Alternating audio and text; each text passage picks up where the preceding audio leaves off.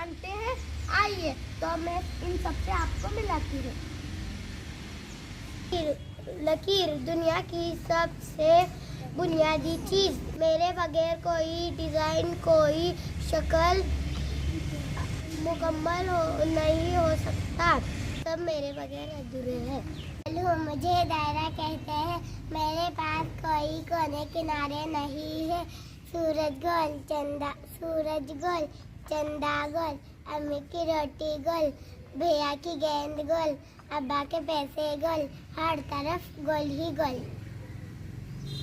मेरा नाम रब्बा है, मेरे चारों जिले बराबर होते हैं, मुझ में चार कोने, चार किनारे होते हैं। मेरे जिले चार होते हैं, दो छोटे दो बड़े होते हैं, मेरे चार किनारे चार कोने होते हैं, दरवाजा मोमेंट मुझ जैसा दिखता है।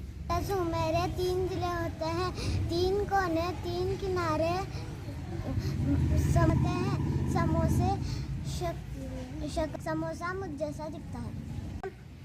मुकम्मल से मुझ में 5 जिले होते हैं, 5 कोने 5 किनारे होते हैं। मैं दुनिया की खूबसूरत शक्लों में से एक हूँ। मैं मुसद्दस हूँ, मुझ में 6 कोने 6 किनारे हैं। शहद का छत्ता देखा है, शहद की मक्खी ने मेरी शक्ल चुराकर अपना छत्ता बनाया है।